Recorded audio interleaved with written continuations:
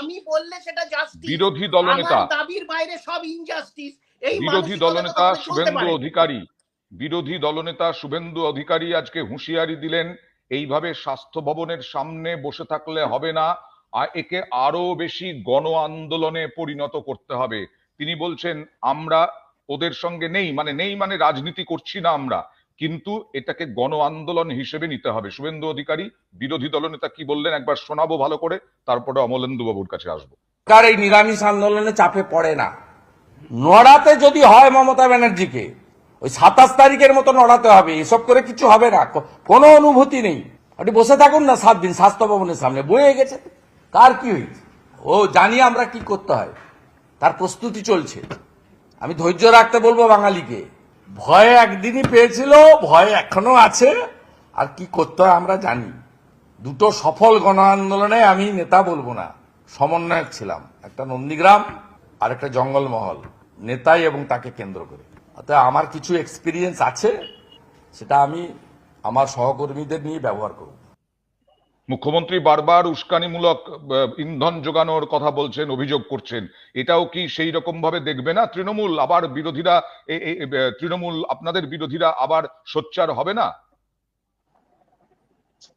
দেখুন মহেন্দা, যদি আজকে বিরোধী দলনেতার আন্দোলনের কথা বলা হয়, তাহলে আন্দোলন বিরোধী দলনেতার যে কথা, সেটা আজকে পশ্চিমবঙ্গের সমগ্র আজকে 8 থেকে 80 পশ্চিমবঙ্গের সমস্ত মানুষ রাজনৈতিকভাবে এবং অরাজনৈতিকভাবে, রাজনৈতিকভাবে বিজেপি শ্যামবাজারে প্রথম, এবং বিগত কয়েকদিন ধরে 29শে আগস্ট থেকে ধর্মতলায় কন্টিনিউ আমরা আমাদের প্রতিবাদ জানিয়ে যাচ্ছি, এবং বিভিন্ন ভাবে রাজনৈতিক কর্মসূচির মাধ্যমে বিডিও অফিস ঘেরাও, ডিএম অফিসের সামনে বিক্ষোভ। আর আজকে অরাজনৈতিক ভাবে পশ্চিমবঙ্গের মানুষ বুঝিয়ে দিয়েছেন যে মানুষ যদি জাগৃত হন বা মানুষ যদি মনে করেন যেটা প্রতিবাদ করা উচিত, তাহলে কোনো শাসকের রক্তচক্ষু সেখানে ছোট হয়ে যায়। আর আজকে ডাক্তারবাবুদের যে আন্দোলনকে ছোট করে দেখানো হচ্ছে, সেটা তো বাস্তব কথা। তার সাথে আজকে ভরতপুরের যে এমএলএ ডাক্তারবাবুদেরকে যে বকলমে হুঁশিয়ারি দিয়েছেন, যিনি কিছুদিন আগে আমাদের বিধায়কদের মেরে উল্টো ভাবে ঝুলিয়ে দেওয়ার হুঁশিয়ারি দিয়েছিলেন, কিছুদিন আগে বলেছিলেন মুর্শিদাবাদে এক বিশেষ সম্প্রদায়ের মানুষ 70% আর হিন্দুরা 30%, হিন্দুদেরকে মুর্শিদাবাদ ছাড়া করিয়ে দেবেন, সেই ভরতপুরের বিধায়কের বিরুদ্ধে পুলিশ কেন কোনোদিন সুমোটো কেস করছে না, বা মাননীয় মুখ্যমন্ত্রী কেন কিছু করছে, ব্যবস্থা নিচ্ছেন না? তার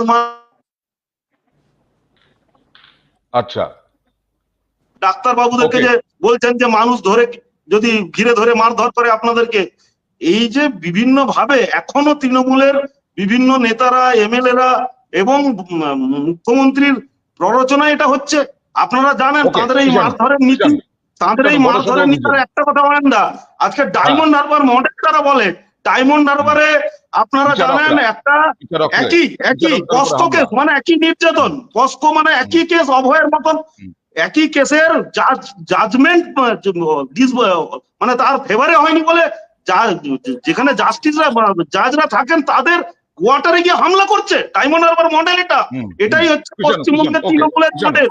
এর তীব্র প্রতিবাদ জানাই মন্দা। না, এখন বিজেপির মুখে পক্সো শুনছিলাম, তো পক্সো ডায়মন্ড হারবারে, আমার মুখে নয়, ডায়মন্ড হারবারে বলুন। ডায়মন্ড হারবারে আপনার বলার সময় কৃষ্ণ বলেনি, আমরা সোশ্যাল পেজে যেহেতু করছি, সবাই একসঙ্গে বললে পরে অসুবিধা হয়। বিষয়টা হচ্ছে বিজেপির সর্বোচ্চ নীতি নির্ধারণ যে কমিটি, তার নাম হচ্ছে পার্লামেন্টারি বোর্ড। সেই